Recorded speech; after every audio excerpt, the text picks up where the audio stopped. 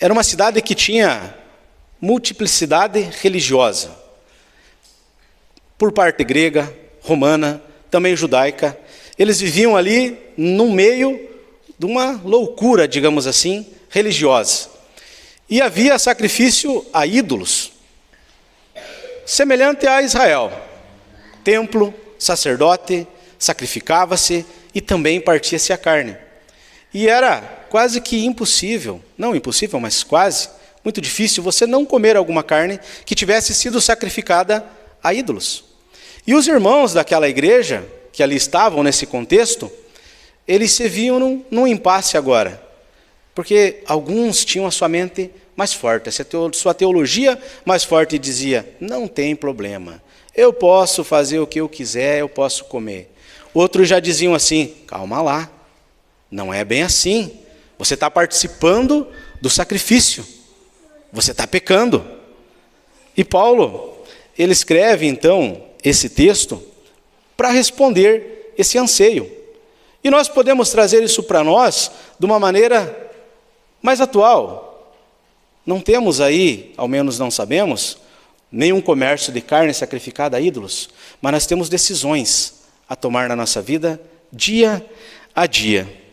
E quando a gente olha para a sociedade de uma maneira geral, a sociedade é repleta de momentos de decisões, na política, na esfera social, em casa, sempre há necessidade de decisões, não é assim? Mas dentro da igreja também há necessidade de decisões. Nós somos a igreja. Nós temos necessidade de tomar várias decisões que interferem a nós mesmos e que também interferem aos outros. Bom, o pastor Timothy Keller, ele tem uma ilustração que diz assim, que dentro da igreja, ele imagina como se fosse feita uma classificação. Seria como se fosse um grau de santificação ou de maturidade. E dentro da igreja nós vamos encontrar irmãos que têm um grau lá 8 de santificação. Mas tem aquele irmãozinho que está entrando, que tem o grau 2, 3. Há uma disparidade. E dentro da igreja, também por haver essa disparidade, muitas vezes algumas decisões, elas são conflitantes. Porque a minha teologia, eu que já nasci talvez dentro do meio, eu que já entendo perfeitamente a palavra, eu sei que pode ou não pode, mas o meu irmão não sabe. E como eu vou agir em relação a isso, é o que vai fazer toda a diferença para edificar a igreja, para ser uma igreja mais forte, mais unida. E é o que Paulo, ele tratou aqui. Mas nós evidenciamos, irmãos, que o pecado, resumidamente falando, ele interfere nas decisões lá de fora, mas ele também interfere nas decisões que nós, como igreja, ou às vezes dentro da igreja, tomamos. Então, como que nós deveríamos agir em relação a isso? Aí nós vamos para o nosso texto, que Paulo ele trabalhou essa questão. E se nós lermos novamente do versículo ali 1 ao 3, nós já vamos ter um primeiro ponto de como que nós devemos tomar decisões. E ele diz assim, no que se refere às coisas sacrificadas a ídolos, reconhecemos que todos somos senhores do saber. Aí ele já joga um sarcasmo, na verdade, né?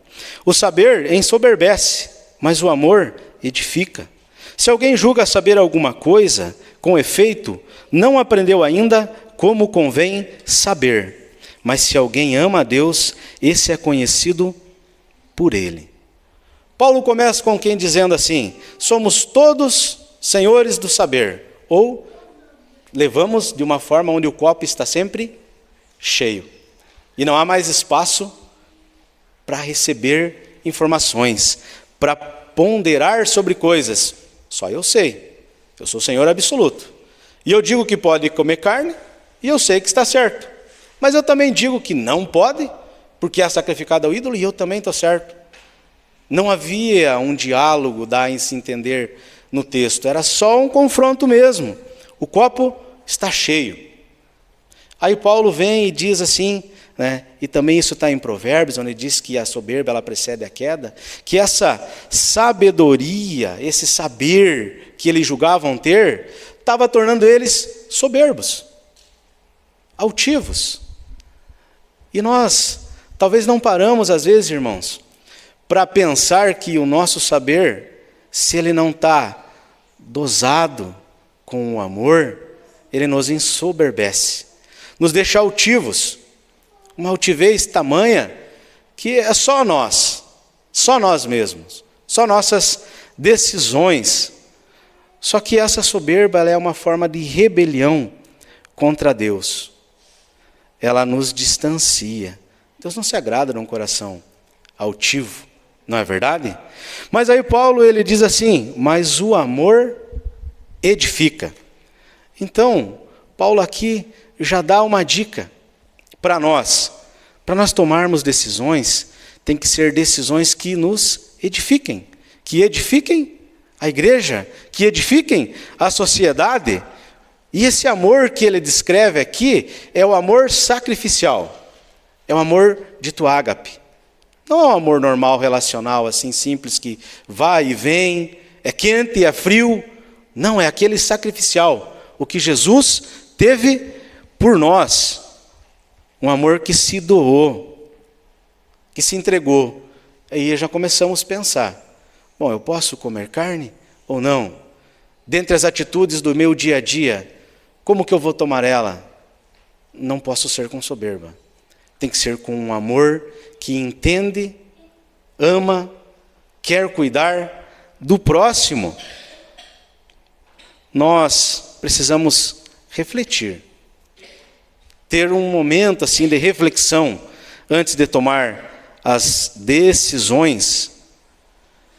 Esse amor ágape, ele deve ser o nosso alvo. Por quê? Porque ele fala, mas se alguém ama a Deus, esse é conhecido por ele. Qual que foi a atitude que Deus tomou em relação a nós? Sendo o Rei da Glória, ele se esvaziou, desceu, esteve aqui, morreu no meu e no teu lugar. Ele nos conheceu antes da fundação do mundo. Ele sabia que o Anderson não seria bom. Ele sabia dos erros do Anderson, da incapacidade. Mas mesmo assim, ele me amou. Ele mostrou que a decisão dele foi baseada em amor. A minha também tem que ser, para que seja uma decisão que vai edificar as pessoas. Salomão, ele, com toda a sua sabedoria, chegou ao final da vida dizendo que vaidade, tudo é vaidade. Saber não significava nada, não servia para nada se não glorificasse, não exaltasse o nome do nosso Senhor. Então, irmãos, num primeiro ponto que Paulo tratou com esses irmãos sobre essa decisão para eles, como ou não como essa carne, participo ou não participo disso, tenho ou não tenho essa decisão, ele diz assim, tome uma decisão que edifica. E nós devemos pensar sobre isso. Nas decisões do dia a dia, tem que ser uma decisão que edifica. Vai edificar? Vai revelar a imagem de Cristo na minha vida? Vai glorificar a Deus? É bom para mim, para minha família, para minha igreja, debaixo dessa ótica de glorificar a Deus? É uma decisão que edifica. Nós temos que ponderar nesse sentido. Então Paulo ele começa dizendo assim, nós não somos donos do saber absoluto, né? Não somos donos da verdade.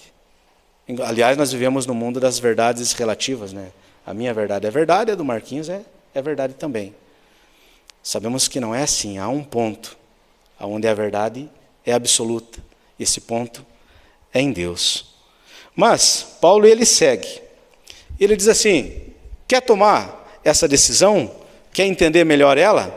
Vamos continuar então discutindo sobre ela. E agora Paulo entra um pouco mais diretamente no tema. E ele vai dizer do versículo 4 em diante. No tocante à comida sacrificada a ídolos, sabemos que o ídolo de si mesmo nada é no mundo e que não há senão um só Deus. Porque ainda que há também alguns que se chamem deuses, quer no céu ou sobre a terra, como há muitos deuses e muitos senhores, todavia para nós há um só Deus, o Pai, de quem são todas as coisas, para quem existimos, e um só Senhor, Jesus Cristo, pelo qual são todas as coisas, e nós também por Ele. Entretanto, não há esse conhecimento em todos, porque alguns, por efeito da familiaridade até agora com o ídolo, ainda comem dessas coisas como a ele sacrificadas, e a consciência destes, por ser fraca, vem a contaminar-se. Aqui ele traz que quem está escandalizando-se com a atitude é mais novo na coisa, é mais neófito na coisa. Ele ainda está familiarizado com o que ele vivia. E Paulo, como quem diz aqui, para tomar essa decisão, e ser uma decisão que edifica a igreja, edifica a minha atitude, ela também precisa ser uma decisão que seja longânima. Eu tenho que ter calma, paciência, para tomar decisões. Lógico que aqui Paulo, ele já começa tratando a respeito do que nós chamamos, entendemos de monoteísmo, um só Deus. Ele já evidencia. Aqueles irmãos que estão dizendo eu como a carne porque não há outro Deus, a teologia deles é boa, está certa. Não há outro Deus, só há um Deus, só o nosso Deus, e todas as coisas foram feitas por eles. Aquilo que chamam de ídolos lá não é nada, é coisa feita por mão de homem, é só imagens que não têm poder nenhuma. Ele está dizendo assim, a teologia de vocês não está de toda errada, mas vocês não estão tendo a calma, a paciência para ponderar mais sobre o assunto, porque depois, na sequência dos textos que o 9 e o 10 trata do mesmo assunto, do capítulo, ele vai dizer assim, bem enfatizado, que aquela carne era sacrificada aos demônios. Opa, aí já começa a ficar diferente a história. O fraco também está tomando a decisão errada. Então ele diz assim, seja de longo ânimo, calmo, paciente, pense antes de você tomar as decisões. Não tem uma teologia egocêntrica. Não só eu estou certo, não só a minha teologia está certa. Eu tenho que ter paciência para mim refletir sobre isso. Ele enfatiza, na verdade, há um só Deus, um único e verdadeiro Deus. E eu sei disso, mas o meu irmão precisa ter tempo para viver isso também, com a mesma certeza, com a mesma força de crença que eu já tenho. E ele fala, no versículo 7, que por ter a familiaridade com os deuses, serem novos, os irmãos, aqueles mais fracos, chamados por ele, se escandalizavam. Então aquele mais forte que come, ele já dá a sugestão agora que está de certa forma ferindo o seu irmão. Porque o seu irmão condena a sua própria consciência quando ele come. Porque ele entende que ele está participando daquele sacrifício, que o Deus é alguma coisa, mesmo que aqueles deuses não sejam nada. Quando nós tomamos decisões, irmãos, que levam a ferir a consciência dos outros, nós estamos levando eles a pecarem. E nós também pecamos com isso. Nós não estamos sendo sábios, não estamos aplicando a nossa sabedoria da forma correta. O comer não contaminava, carne era só carne, ídolo não era nada, porque há apenas um Deus. Mas se fere a consciência do meu irmão, então isso é pecado. E eu tenho que entender ou lembrar que há graus de conhecimento. Como o pastor Timóteo Keller falou, há graus de santificação, de desenvolvimento dessa santidade.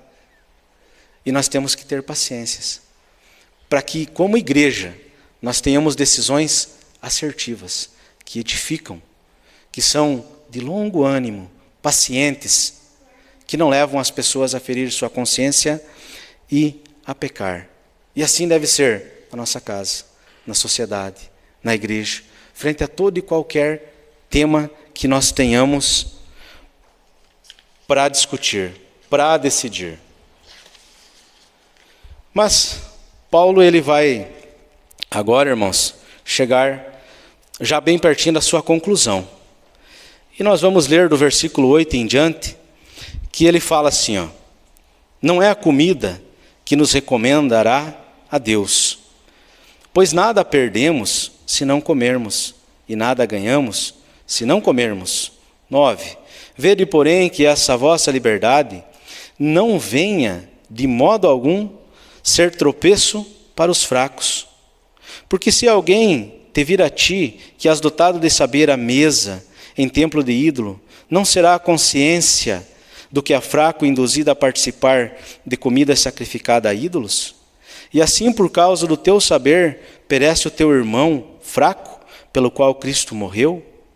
E desse modo, pecando contra os irmãos, golpeando-lhes a consciência fraca, é contra Cristo que pecais.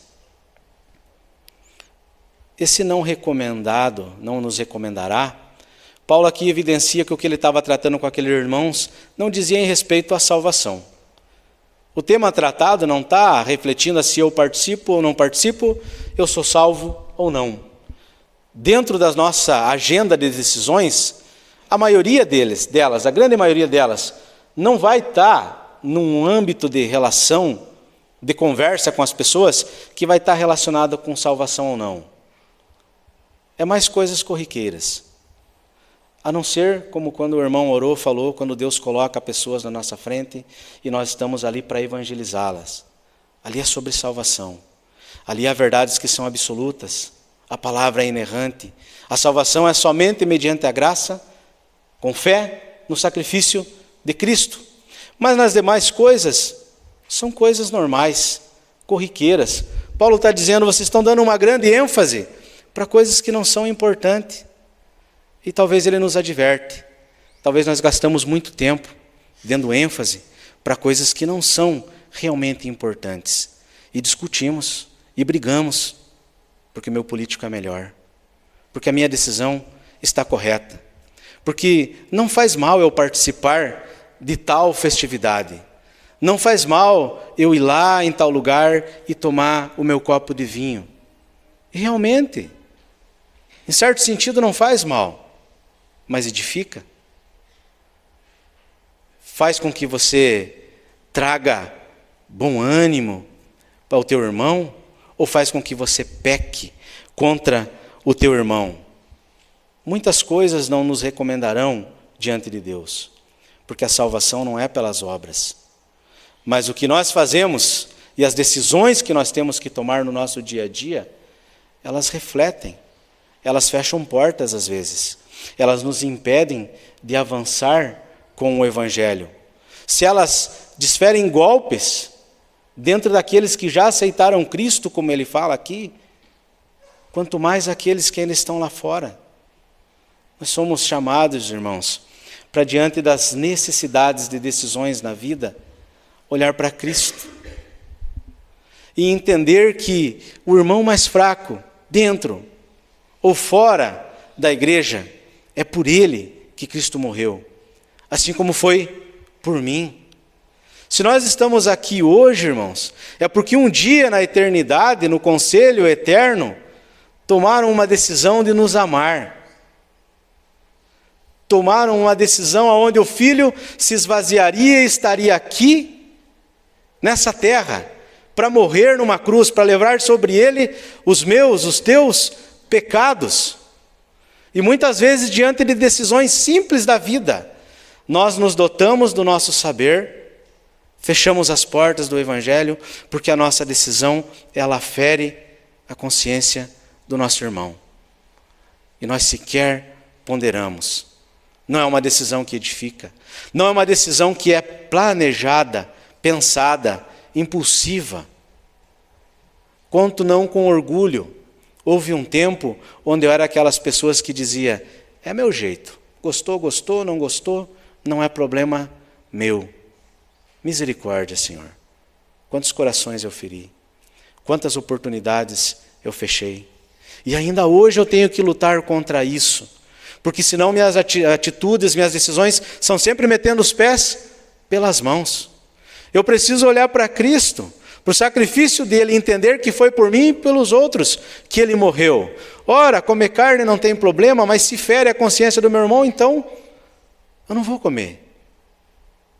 Se tal atitude leva o meu irmão a pecar, então eu não vou ter essa atitude.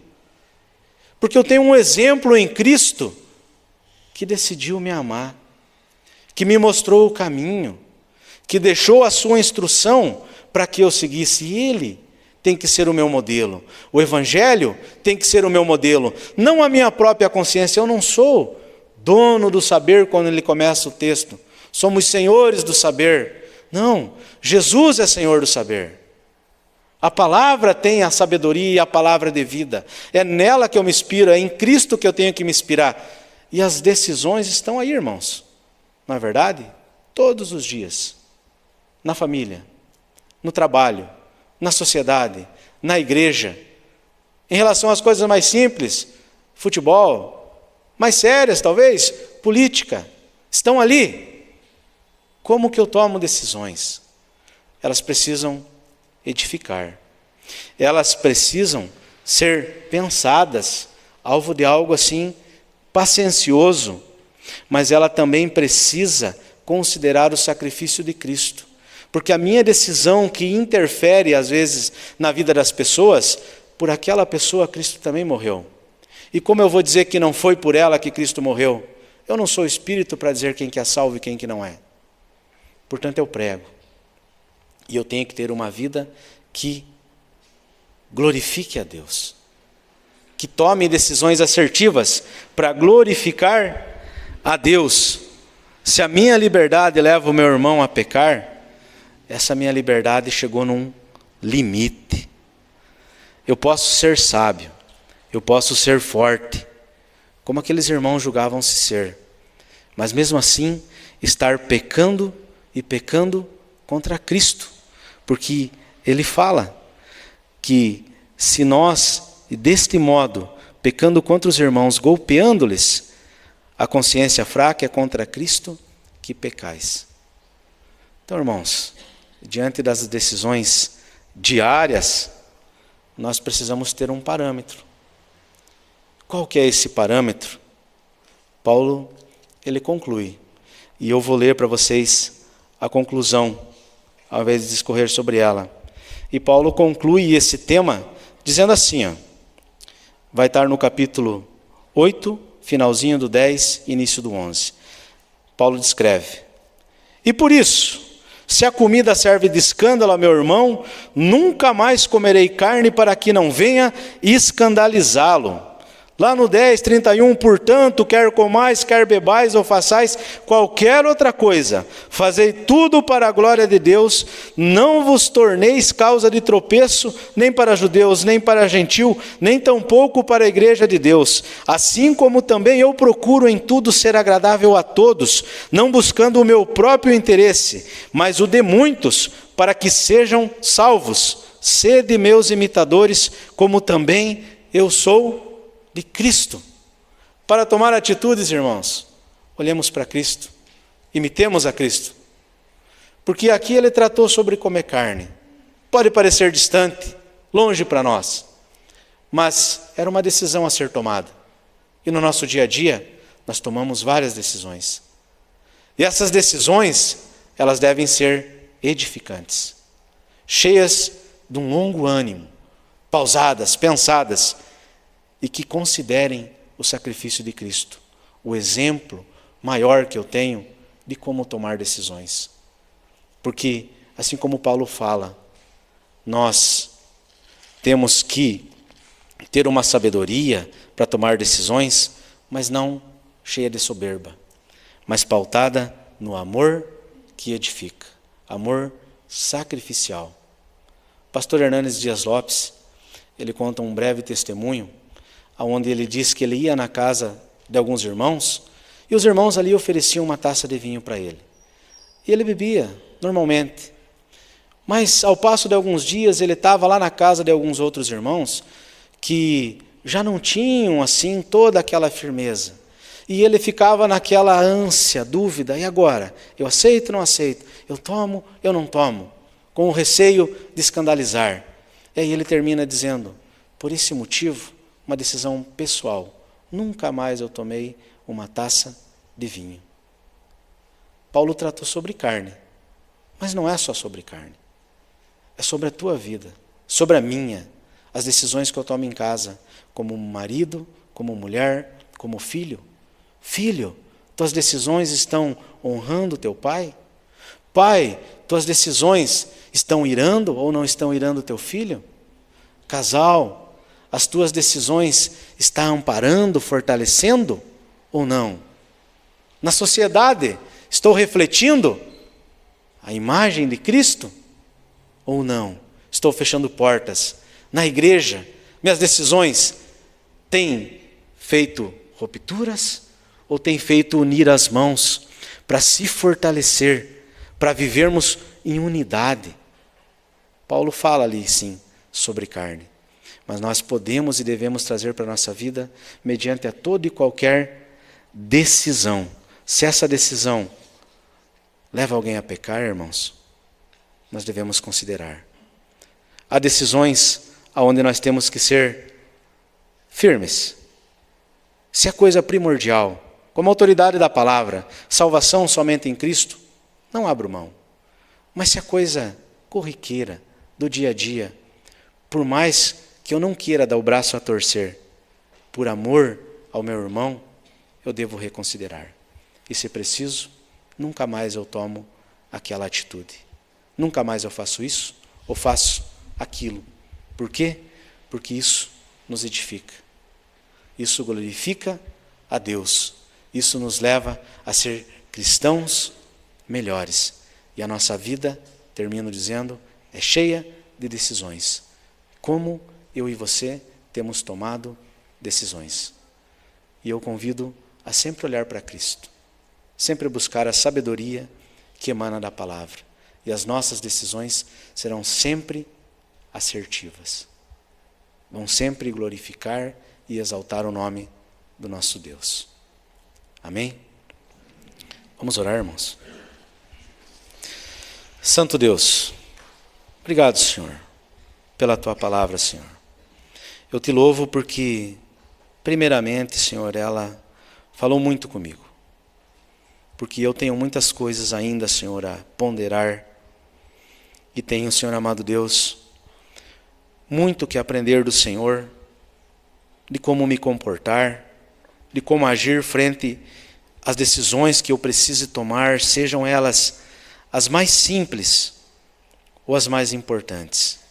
Que o Teu Espírito esteja guiando, Santo Deus, a minha vida e também a vida da Tua igreja, Senhor.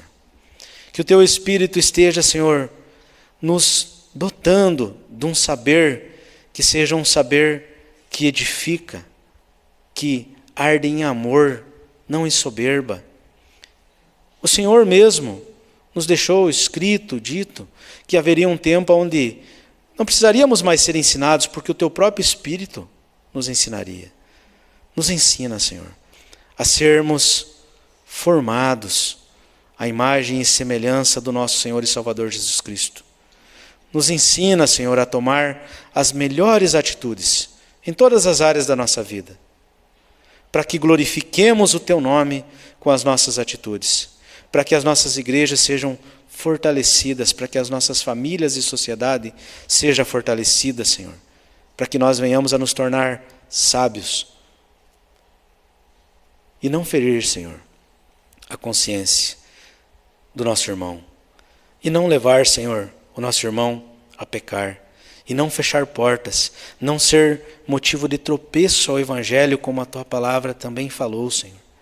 Que nós não venhamos ser motivo de tropeço, mas venhamos ser, Senhor, o sal que o Senhor diz que nós somos, a refletir a luz do Senhor. Nos abençoa, Senhor, nos dota de um saber que edifique, que seja longânimo e que considere no sacrifício de Cristo, para que nós possamos ver se as nossas atitudes, elas glorificam, exaltam o nome do nosso Deus. E que assim o Senhor nos ajude a ser pessoas melhores em todas as áreas da vida. É o que eu peço, no nome santo e poderoso de Jesus. Amém.